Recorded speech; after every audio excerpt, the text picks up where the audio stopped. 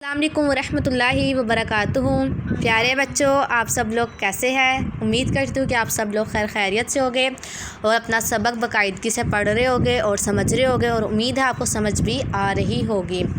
चले बच्चों, फिर हम हमेशा की तरह सबसे पहले हम ये दुआ पढ़ लेते हैं ताकि हम जो भी पढ़े हमें याद रहा करें। चले फिर शुरू करते हैं। अऊज़ु बिल्लाहि मिनश शैतानिर रजीम, बिस्मिल्लाहिर्रहमानिर्रहीम।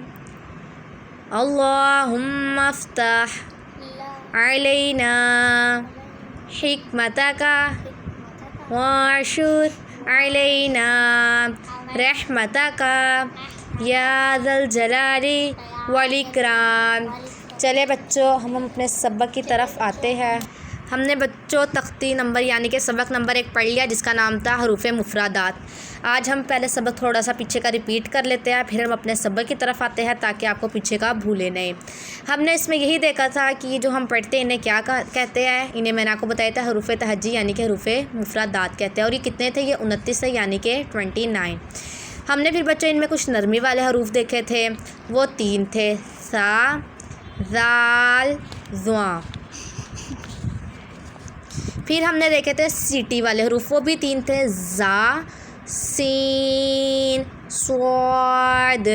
फिर हमने देखे थे बच्चों जो होंठों से अदा होते हैं, वो यहाँ पे भी लिखे हुए देखे, वो 4 थे। वो कौन से थे? बा, फ़ा, मीम, वाव।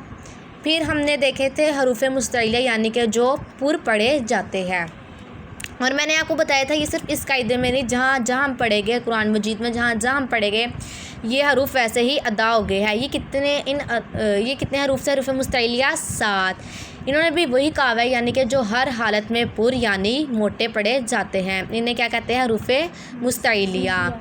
और वो कितने थे? 7। और वो कौन कौन से हैं? ये वाले। चले फिर पढ़ते हैं। ख़ा, स्वाद, द्वाद, तौ, ज़ौ, गैन, क़ाफ़। इनका मजमुआ खुस्सा दग़तिन कीज़ है। बच्चों, मजमुआ उसे कहते हैं जो इन हरूफ को मिलाकर लिखा जाता है। अगर आपको इस तरह मुश्किल होती है तो आप ये मजमुआ याद कर ले, फिर आपको ख़ुद पता लग जाएगा कि मजमुए में कौन कौन से हर्फ है, उससे फिर आपको ये हरूफ याद हो जाएंगे। हमने इस सबक में बस यही पढ़ा था और कुछ भी नहीं पढ़ा था, और हमने देखा था कि किन हरूफ के ऊपर मद है। मद जैसे देखें, जीम के ऊपर हमने से कितना लंबा किया था?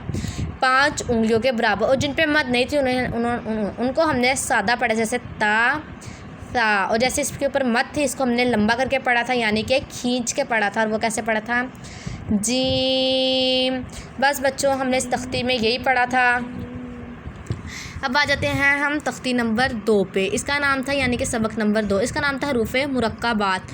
मुरक्कबात वो हरूफ थे मतलब जो मिलाकर लिखे जाते थे। पहले हमने खाली खाली पढ़ा, जैसे लाम, बा, हमने पहली तख्ती में ऐसा पढ़ा है। अब देखें, इधर 2 हरफ है, लाम, अलिफ, लाम, अलिफ, बा, अलिफ। हमने बस इन्होंने शक्लें चेंज कर दिया है इस वजह से, ताकि हमें पता चले कि ये कैसे लिखे जाते हैं अगर हम हरूफ को मिलाकर लिखे। तो इसमें कुछ भी नहीं है, सारे बच्चों यही मिलाकर पढ़े जाने वाले हरूफ थे। अब हम आ जाते हैं तीसरी तख्ती पे, यानी कि सबक नंबर 3 पे, जिसका नाम क्या था? हरकात। हमने इसमें पढ़ा था कि हरकात किसे कहते हैं और हरकत की जमा क्या है। तो बच्चों, हरकत की जमा हरकात है, और हरकात किसे कहते थे? ज़बर को, ज़ेर को और पेश को। और हमने ये भी देखा था कि ज़बर और पेश किधर होते थे? ज़बर और पेश हरूफ के किधर होते थे? ऊपर, और ज़ेर बल्कि किधर होती थी? नीचे। फिर हमने बच्चों इसके बाद देखा था कि जिस हरफ पर हरकत हो, हरकत यानी कि ज़बर हो, ज़ेर हो और पेश हो, से क्या कहते हैं? मुतहर्रिक। क्या कहते हैं? मुतहर्रिक। फिर हमने उसके बाद देखा था कि ज़बर को, ज़ेर को और पेश को कैसे अदा करते हैं। ज़बर को और पेश को आवाज़ खोल कर, ज़ेर को आवाज़ नीचे गिराकर और पेश होंठों को गोल करके अदा करें। फिर उसके बाद बच्चों हमने देखा था कि हरकत को कैसे पढ़ते हैं। हरकत को बग़ैर खींचे, बग़ैर झटका दिए मारूफ पढ़ते हैं, मतलब ना ऐसा लंबा भी नहीं करते और ना झटके वगैरह देते हैं। फिर बच्चों आखिरी बात जो कि बहुत ज़्यादा इम्पोर्टेंट है, हर जगह ये इस बात का आपने ज़रूर ख्याल रखना है कि अलिफ पर कोई हरकत या जज़म आ जाए। हरकत का आपको पता है कि क्या होती है, और जज़म भी उस दिन हमने डिटेल से बात की थी कि जज़म कैसी होती है और किसे कहते हैं। तो उससे हम क्या पढ़ेंगे, हमज़ा। सिर्फ अलिफ पे है बच्चों, ये नहीं है कि बा पर भी आए तो आप उससे भी हमज़ा पढ़े, सिर्फ अलिफ पर जब आए तो हम उससे क्या पढ़ेंगे, हमज़ा। अब ये इलास्ट बात है, इस पर इन्होंने कहा था कि रा पर ज़बर या पेश हो तो रा को पुर यानी कि मोटा पढ़ेंगे, और रा के नीचे ज़ेर हो तो रा को बारीक पढ़ेंगे। सिर्फ रा पर, ये नहीं है कि जिस मर्जी रूप आ जाए तो आप उससे मोटा पढ़ेंगे और नीचे ज़ेर है तो बारीक पढ़ेंगे। सिर्फ रा की उन्होंने सूरत बताई हुई है। तो इस सबक में बच्चों ये सारा ऐसा ही है, कोई मुश्किल बात नहीं थी। और मैंने आपको इस सबक में कहा था कि आपने हा का आइन हा, इस सबक की अच्छे से आप लोगों ने क्या करनी है, प्रैक्टिस करनी है। और आप लोगों ने की भी नहीं होगी, मुझे उम्मीद है कि आप लोग नहीं करते होगे प्रैक्टिस, लेकिन आपको प्रैक्टिस की बहुत ज़्यादा ज़रूरत है बच्चों, क्योंकि हमारी तजवीज़ तभी ठीक होगी जब हम इसकी कोशिश करेंगे, इसे बार बार अदा करने की कोशिश करेंगे और इसकी प्रैक्टिस करेंगे ताकि हम अच्छे से पढ़ सकें। तो बच्चों हमारी 3 तख्तियाँ मुकम्मल हो गया, आज हमने उसे रिपीट भी कर दिया है। तो फिर आज हमारा इतना ही सबक अगर हम करेंगे तो हमारी वीडियो ज़्यादा लंबी हो जाएगी, तो इस वजह से अब हम अपना नया सबक कल शुरू करते हैं। तो आज हमारा रिपीट के ठीक था। तो ओके बच्चों, फिर अल्लाह हाफ़िज़, और मेरे चैनल को सब्सक्राइब भी कीजिएगा और वीडियो को लाइक भी कीजिएगा और साथ बेल आइकन के बटन को भी दबाइएगा। ओके, अल्लाह हाफ़िज़।